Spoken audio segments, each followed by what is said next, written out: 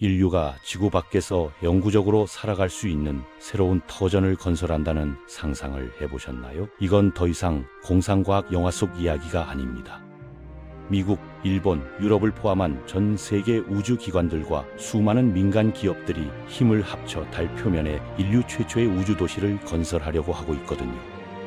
단순히 달에 발을 디디는 것을 넘어서 이번에는 정말로 그곳에 정착해서 살아갈 계획이죠. 이제부터 인류 역사상 가장 야심찬 건설 프로젝트가 어떻게 진행될지 들려드리겠습니다.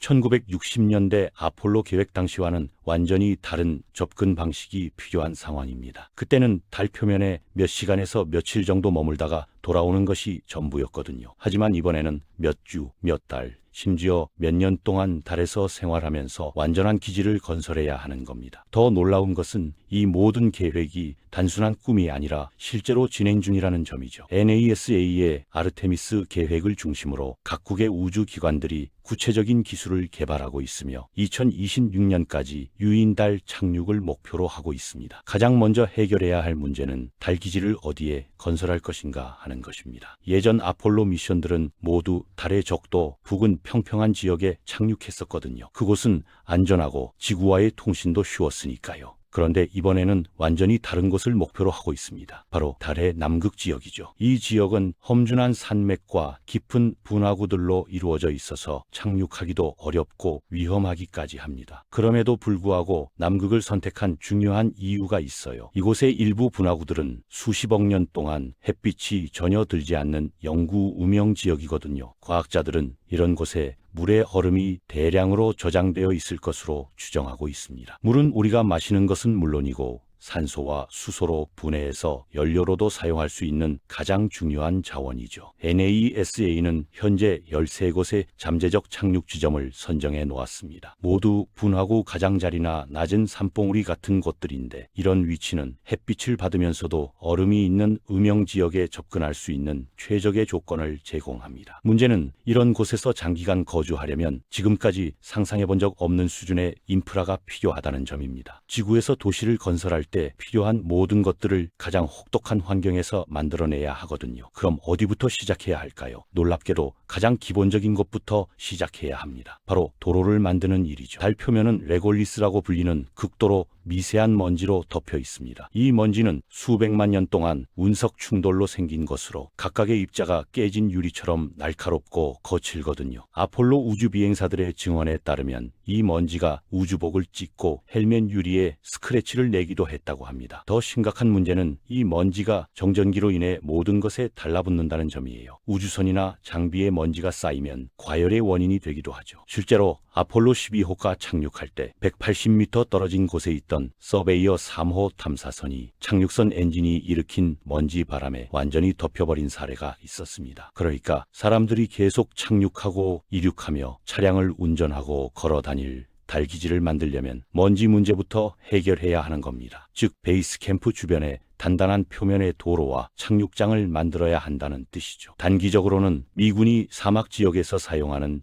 특수 스프레이를 활용할 수 있을 것 같습니다. 병사들이 콧불 속 콧물이라고 부르는 이 제품은 모래를 단단하게 굳혀서 헬기 착륙장을 만드는 데 사용되거든요. 아프가니스탄에서 헬기가 이착륙할 때 생기는 먼지 구름을 제거하는 데 매우 효과적이었다고 합니다. 하지만 이런 방법은 지구에서 모든 재료를 가져와야 하고 사실상 달 표면을 미세 플라스틱으로 오염시키는 결과를 낳죠. 더 지속 가능한 해결책은 달 표면 자체를 녹여서 단단한 유리로 만드는 것입니다. 유럽 우주기관에서 진행 중인 PAVER 실험이 바로 이런 방식을 연구하고 있거든요. 과학자들은 시뮬레이션된 달 먼지에 강력한 레이저를 쏘아서 녹인 다음 단단한 유리 같은 표면을 만드는 실험을 해왔습니다. 이 아이디어는 사실 1933년에 처음 제안된 것으로 당시에는 사막의 모래를 녹여서 도로를 만들자는 발상이었어요. 당시에는 비현실적이었지만 달에서는 최선의 선택이 될 수 있습니다. 거대한 레이저를 달까지 운반할 필요는 없을 것 같아요. 대신 큰 돋보기 역할을 하는 프레넬 렌즈를 설치해서 햇빛을 집중시킬 수 있거든요. 프레넬 렌즈는 평평한 플라스틱 판에 호음을 새겨서 빛을 모으는 장치로 무겁고 큰 곡면 렌즈 없이도 같은 효과를 낼 수 있습니다. 폭 2.5m 정도면 충분할 것으로 추정되죠. 다만 달 남극의 지형적 특성상 태양이 지평선 낮은 곳에 위치하고 그림자가 길게 드리워지는 경우가 많아서 레이저도 함께 필요할 수 있습니다. 어떤 방법을 사용하든 이는 매우 느린 과정이 될 겁니다. 유럽 연구진들의 추정에 따르면 두께 2cm, 면적 100제곱미터의 착륙장을 만드는데 115일이 걸릴 것이라고 해요. 일반적인 아스팔트 포장보다 약 100배나 느린 속도죠. 하지만 이렇게 만든 도로에서 우리는 많은 시간을 보내게 될 겁니다. 주요 교통수단은 일본이 토요타와 협력해서 개발 중인 가압식 로버가 될 것이거든요. 이런 차량을 이용하면 우주복을 입지 않고도 달기지를 돌아다닐 수 있어요. 압력이 유지되는 거주지에서 압력이 유지되는 차량으로 바로 옮겨 탄 다음 다시 압력이 유지되는 건물로 이동하는 방식이죠. 이 달 탐사차는 본질적으로 달용 캠핑카라고 할 수 있습니다. 2명의 우주 비행사가 30일 이상의 장거리 탐사 여행을 할 수 있도록 설계되었고 수소 연료 전지로 움직이거든요. 이런 이동형 거주지가 있다면 달의 광활한 지역을 탐사하면서 과학 연구를 수행할 수 있을 겁니다. 캠핑카는 좋은데 그럼 평상시에는 어디서 살아야 할까요? 숙박시설은 단기용과 장기용으로 나누어 생각해야 합니다. 달기지 건설은 하루아침에 이루어질 수 없는 일이니까요. NASA는 이미 최초의 달 거주시설을 설계해 놓았는데 이를 파운데이션 서피스 헤비타트라고 부릅니다. 금속 프레임과 팽창식 모듈을 결합한 3층 구조물로 최대 4명이 약 한 달간 생활할 수 있도록 만들어졌어요.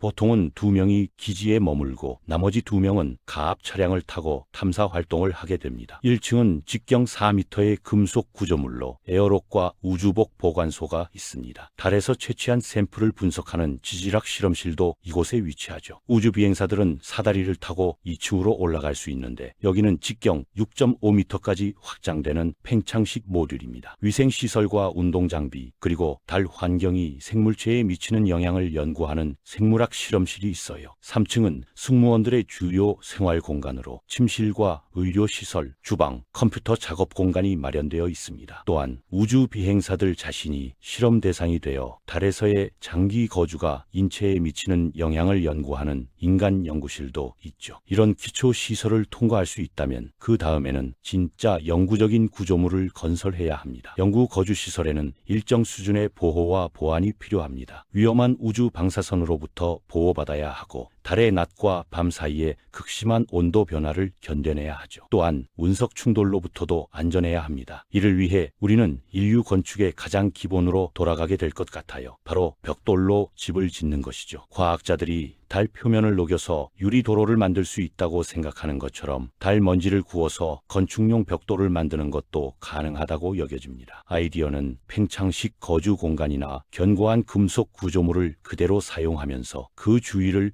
벽돌로 둘러싸는 것입니다. 이렇게 하면 방사능과 미세운석으로 인한 위험을 대부분 막을 수 있거든요. 동시에 거주지의 냉난방을 더 효율적으로 할 수 있는 단열층도 확보할 수 있습니다. 중국은 이미 자체적인 달 벽돌 실험을 시작했어요. 그들의 계획은 문팟 베슬이라고 불리는 달걀 모양의 구조물을 만드는 것입니다. 로봇을 통한 건설과 3D 프린팅 기술에 더해 달 토양으로 만든 벽돌을 사용하는 전통 중국 건축 기법을 통합할 예정이라고 해요. 2024년에 중국은 5가지 서로 다른 달 토양 성분을 시뮬레이션해서 벽돌을 만드는 실험을 시작했습니다. 토양을 가열해서 단단한 암석을 만드는 3가지 방법을 테스트했고 11월에는 그 벽돌들을 탱궁 우주정거장으로 가져가서 외부 실험렉에 설치했어요. 이 벽돌들은 앞으로 3년 동안 우주의 진공 상태와 방사선, 큰 온도 변화에 노출되어서 얼마나 잘 견디는지 시험받게 됩니다. 유리를 녹이는 기술과 거주지 건설을 결합해서 달에 거대한 구형 구조물을 만든다는 독창적인 아이디어도 있어요. 미친 생각처럼 보이지만 스카이포트라는 미국 회사가 NASA 첨단 개념 연구소로부터 자금을 지원받아서 이 아이디어를 개발하고 있습니다. 그들이 하는 일은 기본적으로 대규모 유리 블로이라고 할 수 있어요. 달 먼지를 녹은 덩어리가 될 때까지 가열한 다음 압축가스를 이용해서 큰 구 모양으로 부풀리는 거죠. 대기가 없고 중력이 매우 약하기 때문에 실제로는 그렇게 세게 불 필요도 없다고 합니다. 구조물이 스스로 무너지지 않으면서도 엄청나게 커질 수 있다고 해요. 그런 다음 보호 효과와 단열 성능을 높이기 위해 여러 겹의 유리를 불어서 그 사이에 공기층을 만들 수 있어요. 복층 유리창과 같은 원리인 셈이죠. 아마도 가장 실용적인 아이디어는 아닐 수도 있지만 상당히 흥미로운 발상이라고 생각합니다. 어떤 방법을 선택하든 전력 공급 없이는 이 모든 것이 작동할 수 없을 겁니다. 그럼 전력은 어디서 얻을 수 있을까요? 당연히 태양을 떠올리게 되죠. 지금까지의 달 탐사는 대부분 태양광을 이용해서 이루어졌고 그 방식이 충분히 효과적이었습니다. 하지만 달의 태양 에너지에는 큰 문제가 있어요. 달은 지구보다 훨씬 느리게 자전하기 때문에 낮과 밤의 주기가 매우 길거든요. 2주 동안은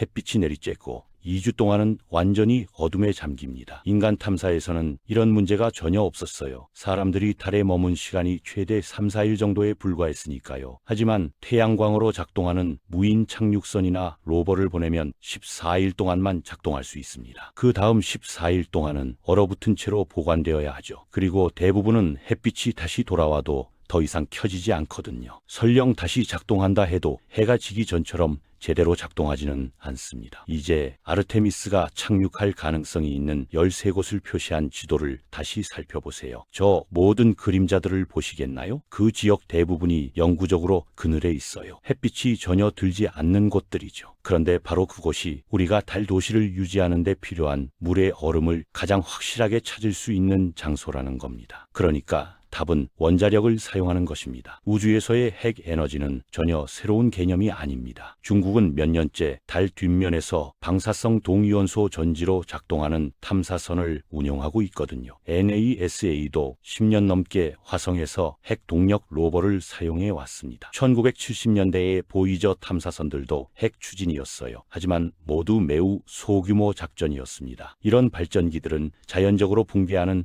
방사성 물질이 만들어내는 열을 이용해서 수십 와트의 전기로 변환하는 방식이거든요. 로봇에게는 괜찮지만 달 기지 전체에 전력을 공급할 만큼 확장하기는 어렵습니다. 우리에게는 달에 설치할 수 있는 원자력 발전소가 필요해요. NASA는 바로 이를 위해서 수년간 연구해 왔습니다. 이들은 이것을 피슈어 서피스 파워 프로젝트라고 부르는데 지구상의 모든 원자력 발전소에서 표준으로 사용되는 것과 동일한 핵분열 반응을 이용합니다. 우라늄 연료의 원자핵이 분해되면 엄청난 양의 에너지가 열의 형태로 방출되거든요. 증기 터빈을 돌릴 물을 끓일 수 없는 우주에서는 브레이튼 변환기라는 것을 사용해서 열을 전기로 바꿀 수 있어요. 상당히 복잡한 과정이지만 그것이 어떻게 작동하는지에 대해서는 너무 걱정하지 마세요. 햇빛이 전혀 들지 않는 그 어두운 분화구들의 장점 중 하나는 우리가 그냥 그 안에 원자로를 설치해도 과열되지 않는다는 점입니다. 중요한 것은 이런 원자로들이 작아야 한다는 점이에요. NASA는 무게가 6톤 미만이어야 하고 일반적인 승용차보다 더 커져서는 안 된다고 명시하고 있습니다. 원자력 발전소로서는 믿을 수 없을 정도로 작은 규모이지만 우주 시스템으로서는 여전히 꽤 큰 편이죠. 롤스로이스가 실제로 우주 기반 핵 기술 분야를 선도하는 회사 중 하나라는 사실을 알고 계셨나요? 대부분의 사람들은 롤스로이스가 최고급 자동차만 만든다고 생각할 텐데요. 하지만 롤스로이스는 60년 넘게 영국 해군 잠수함용 원자로를 제조해온 회사거든요. 그래서 해당 분야에서 엄청난 경험을 보유하고 있어요. 현재의 마이크로 리액터 설계는 50에서 100kW의 전기를 생산하는 것을 목표로 하고 있습니다. 이는 작은 공장이나 일반 주택 몇 채에 전력을 공급하기에 충분한 양입니다. 그러니까 이런 원자로 하나만 있어도 작은 달 기지를 운영하는 데 충분할 것이고 몇 개를 함께 사용하면 달 도시 전체에 전력을 공급할 수 있을 겁니다. 하지만 전력 공급이 해결된다고 해서 모든 문제가 끝나는 것은 아닙니다. 달에서의 생활에는 우리가 지구에서는 전혀 걱정해 본 적 없는 수많은 도전들이 기다리고 있거든요. 예를 들어 음식을 어떻게 조달할지에 대한 문제가 있습니다. 모든 식량을 지구에서 운송하는 것은 비용 면에서나 실용성 면에서나 불가능에 가까워요. 그래서 달에서 직접 농작물을 키우는 방법을 연구하고 있습니다. NASA는 이미 국제우주정거장에서 상추, 무, 토마토 등을 성공적으로 키운 경험이 있어요. 하지만 달에서의 농업은 완전히 다른 차원의 도전입니다. 우선 달 토양은 식물이 자라기에 적합하지 않거든요. 레골리스는 영양분이 전혀 없을 뿐만 아니라 식물에게 독성을 나타낼 수 있는 여러 화학 물질들을 포함하고 있습니다. 그래서 지구에서 토양을 가져오거나 수경 재배 시설을 구축해야 할 것 같아요. 더 흥미로운 아이디어는 달에서 발견할 수 있을 것으로 예상되는 물의 얼음을 이용해서 거대한 온실을 만드는 것입니다. 온실에서는 압력과 습도, 온도를 완벽하게 제어할 수 있고 우주 방사선으로부터도 식물을 보호할 수 있거든요. 의료시설도 매우 중요한 고려사항입니다. 지구에서 수십만 킬로미터 떨어진 곳에서 갑자기 의료 응급 상황이 발생한다면 어떻게 해야 할까요? 달에서 지구로 응급 이송하는 것은 최소 3시 4일이 걸리는 일이에요. 그동안 환자가 버틸 수 있을지도 불확실하죠. 그래서 달 기지에는 수술실을 포함한 완전한 의료시설이 필요할 겁니다. 로봇 수술 기술이나 원격 진료 시스템도 필수적이 될 것 같아요. 지구의 의료진이 실시간으로 달의 의료진에게 조언을 제공할 수 있다면 많은 위험 상황을 극복할 수 있을 테니까요. 통신시설 또한 달 도시의 핵심 인프라 중 하나입니다. 달과 지구 사이의 통신에는 약 1.3초의 지연이 발생하는데 이는 실시간 대화를 거의 불가능하게 만들어요. 더 큰 문제는 달이 자전하면서 지구가 보이지 않는 시간대가 있다는 점입니다. 이를 해결하기 위해서는 달 궤도에 통신 위성을 배치하거나 달 표면 곳곳에 중계소를 설치해야 할 겁니다. 또한 달 기지 내부에 인터넷 인프라도 구축해야 하죠. 사람들이 지구에서처럼 정보에 접근하고 소통할 수 있어야 정신적 건강을 유지할 수 있을 테니까요. 폐기물 처리와 재활용 시스템도 극도로 중요한 요소입니다. 지구에서는 쓰레기를 버리면 그만이지만 달에서는 모든 것이 귀중한 자원이 될 수 있어요. 음식 찌꺼기는